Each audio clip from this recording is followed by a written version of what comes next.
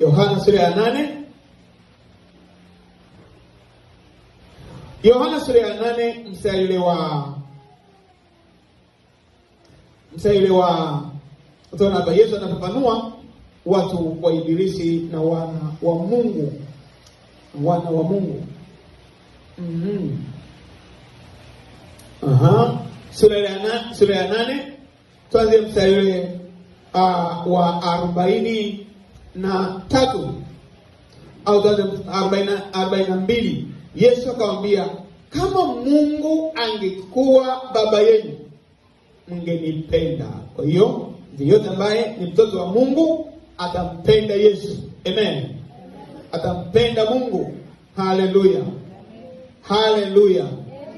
Haleluya choze. Ndio. Atampenda Mungu. Atampenda Mungu. Atampenda Mungu. Yesu akamwambia, kama Mungu angekuwa baba yenu mngenipenda mimi, kwa maana nalitoka kwa Mungu, nami nilikuja wala sikuja kwa nafsi yangu, bali yeye ndiye aliyenituma. Mbona myafahamu haya niyasemayo? Ni kwa sababu ninyi hamwezi kulisikia neno langu. Ninyi ni wa baba yenu nani? Ni wanani? Watoto wa nani hawa? Watoto wa Ibilisi, kama ambavyo watoto wa Mungu na wako watoto wa Ibilisi. Na tamaa za baba yenu ndizo mpendazo kuzitenda. Yeye alikuwa muuaji tangu mwanzo, wala kusimama katika kweli, kwa kuwa hamna hiyo kweli ndani yake. Asemapo uongo usema yaliyo yake mwenyewe, kwa sababu yeye ni mwongo na baba wa huo. Ndio maana nimesema mtu hawezi kukwepa kusema uongo, hawezi kukwepa masengenyo kama hajaokoka. Amen. Kwa tunaposema tumeokolewa, Yesu ametuokoa, ametuokoa na uongo, ametuokoa na masengenyo, ametuokoa kuchukiana, ametuokoa na kulipiza kisasi, ametuokoa na matusi, ametuokoa na ushirikina, ametuokoa na kuvalia mavazi ya ajabu ya aibu, ametuokoa na uchafu wote. Na kwa namna hiyo sasa tunakuwa ni watoto wa nani? Watoto wa nani? Watoto wa Mungu. Na ndio maana katika namna hii anasema watoto wa dhahiri, watoto wa Mungu ni dhahiri, na watoto wa Shetani ni dhahiri. Haleluya. Kwa hiyo wewe ukapata shida kuwapambanua yupi mtoto wa Mungu na yupi mtoto wa Shetani. Haijalishi huyu mtu anajiita Mkristo au la, anajiita Mkristo au mpagani au anashika dini fulani.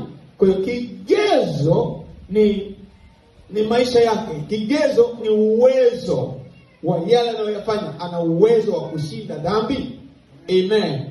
Na hakuna uwezo kwa mwingine yoyote anayeweza mtu kuupata wa kushinda dhambi nje ya Yesu Kristo. Lazima muamini Yesu Kristo, kwa sababu Yesu ndiye anayeokoa. Jinsi hii Mungu Amen. Na hakuna uwezo kwa mwingine yoyote anayeweza mtu kuupata wa kushinda dhambi nje ya Yesu Kristo.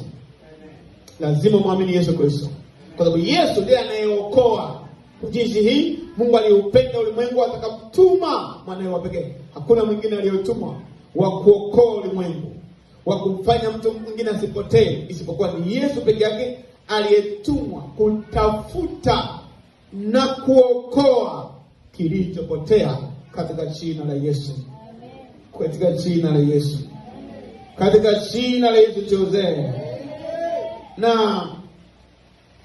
Na utaona hapo pia katika waraka wa kwanza wa Yohana sura ya 3 mstari wa 10 hadi mstari wa 15. Waraka wa kwanza wa Yohana sura ya 3 mstari wa 10 mpaka mstari wa 15. Yesu, maandiko yanaeleza wazi hapo kwamba sasa kwa namna hiyo ni rahisi tu kujua kwamba huyu ni mtoto wa Ibilisi au ni mtoto wa Shetani. Maandiko yanasema katika hili watoto wa Mungu ni dhahiri, na watoto wa Ibilisi nao. Mtu yeyote asiyetenda haki hatokani na nani? Hatokani na Mungu, wala yeye asiyempenda ndugu yake. Maana hii ndiyo habari iliyosikia. Amen.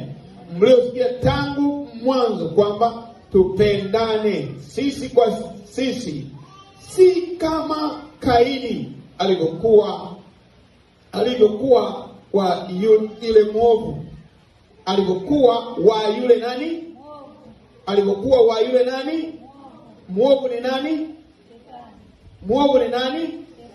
Mwovu ni Shetani. Kwa mtu akikosa upendo, itokea watu kanisani hapa, watu hawasalimiani, wananuniana tu, uje huyo mmoja wao ni wa yule nani? Ni wa yule nani? Ni agizo la Mungu tupendane sisi kwa sisi. Amen.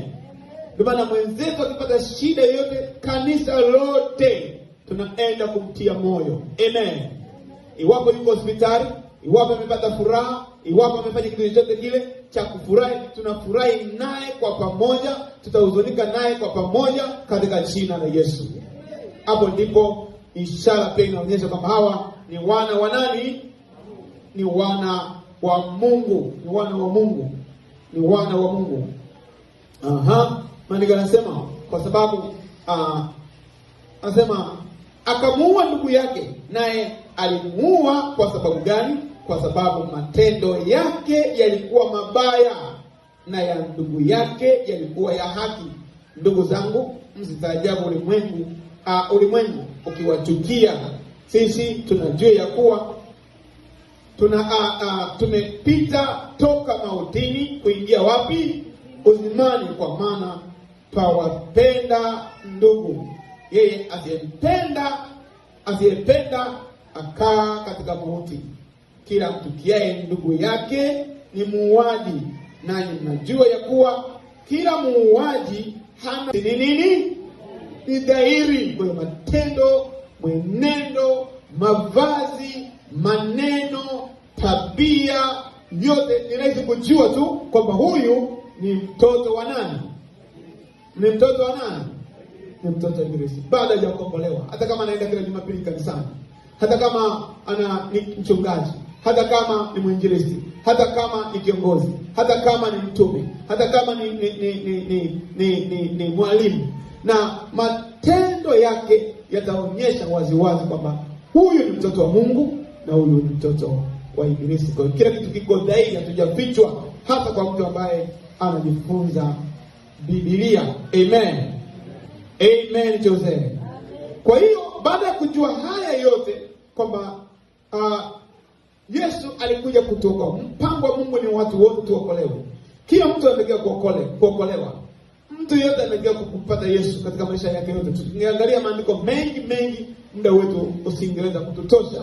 Lakini itoshe tu kwa hapa leo kusema huu ndio msingi na ndio kiu, ndio matamanio ya Mungu kwamba watu wote waokoke.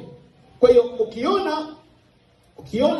ukiona mahali pote pale panakataa kuokoka, wanasema hakuna kuokoka duniani, utaokoka ukifa, hapo pana manabii wa uongo, hapo sio mahali pa kukaa. Kwa sababu usipoujali wokovu wenye thamani kuu namna hii, hauna usalama wowote. Ikiwa Mungu alimtuma mwanae wa pekee au achinjwe, afe, na yote apate mateso namna hiyo, ili mimi na wewe tupate kuokolewa, alafu ukaudharau wokovu huo, ukasikia wachungaji wa uongo, ukasikia wainjilisti wa uongo, ukasikia dini za uongo na usema hakuna kuokoka duniani, utakuwa umeingia hasara wewe pamoja na hao viongozi. Ndio maana maandiko yanasema kiongozi kipofu akimuongoza kipofu mwenzake, wote watatumbukia wapi? Shimoni. Ndio maana maandiko yanasema tunatakiwa tuache hao viongozi vipofu, kwa sababu tukiendelea kung'ang'ania mahali pa namna hiyo, si rahisi sana kwa salama, si rahisi sana kwenda mbinguni, kwa sababu wanaotuongoza ni vipofu, hawajui wokovu kwamba lazima tuupate hapa duniani. Lakini utaona maandiko pia yanasema kama Yesu yeye alivyo, lengo la Yesu na lengo la Mungu kupitia Yesu, anataka watu wote waliomwamini Yesu wakiwa duniani waishi maisha ya utakatifu. Kama utakatifu